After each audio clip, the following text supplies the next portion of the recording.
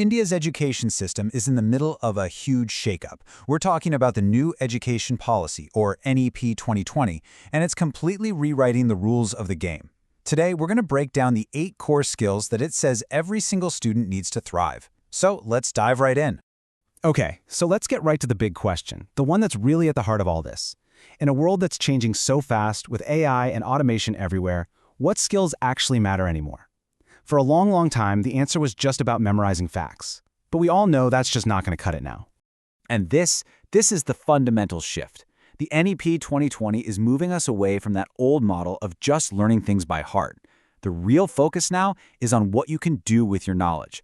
It's all about turning information into action, into real practical capability. And the entire blueprint for this new way of learning? It's built around 8 core competency areas. Yep, just 8. These are designed to create a completely new kind of learner, someone who's adaptable, creative, and totally ready for the real world. So what are these 8 skills? Well, they're split into 2 main groups. First up, we've got the academic and thinking skills. Think of these as the essential toolkit for how we process information and really think about the world around us. Here are the first 4. You can see how they build on each other, right? You've got the absolute basics of reading and math, the power to think critically and solve problems, the ability to communicate well, even in multiple languages, and that spark of creativity. This is the engine for the modern learner. Let's start with the first one, Foundational Literacy and Numeracy, or FLN. The policy calls this the non-negotiable bedrock, and that is the perfect way to describe it. Because, without being able to read, write, and handle numbers, everything else becomes so much harder. It's the launchpad for literally all other learning. This slide just says it all, doesn't it? It's the perfect before and after picture. We are moving away from a system that was all about just recalling facts to one that asks you to question those facts. Instead of just accepting information, the goal is to analyze it.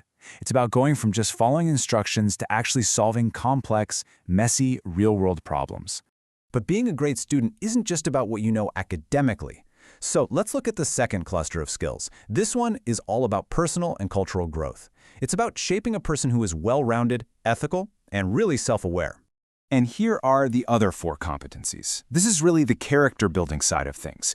We're talking about emotional intelligence, understanding our core ethical and constitutional values, developing real-life skills to be resilient, and connecting with our amazing cultural heritage. Let's zoom in on that first one.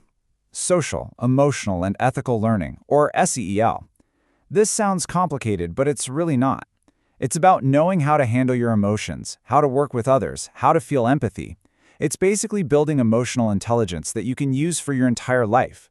And really, this quote just sums it all up perfectly. It gets to the heart of what this is all about. The goal isn't just to produce top students, it's to nurture good human beings.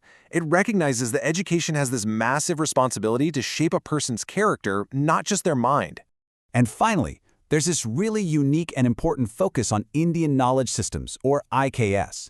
The whole idea here is to bring India's incredibly rich intellectual heritage, from ancient math and science to philosophy and arts, right into the modern classroom. The goal is to give students a real sense of cultural pride and a more complete, holistic view of the world. So we've looked at the thinking skills, and we've looked at the personal growth skills. Now let's put all the pieces of the puzzle together and see how they create what the NEP calls the complete learner. You see, these 8 skills aren't just some random checklist. They're like a step-by-step guide for growth. It all starts with that solid foundation of reading and math. From there, you add the tools for thinking and creativity. Then you nurture the person inside, their character, their well-being. And to top it all off, you connect them back to their cultural roots to give them a real sense of identity. So when you bring all these elements together, the mission becomes crystal clear. It's about building a new generation of citizens who aren't just smart, but who are truly capable, creative, and ethical. People who are absolutely ready to take on whatever the 21st century throws at them. So there you have it. It's an incredibly ambitious blueprint for the future of education in India. But a blueprint is one thing. The real question is, how do we actually build this? How do we make this vision a reality in every single classroom across the country? The road ahead is going to be a challenge, for sure, but the potential payoff is just immense.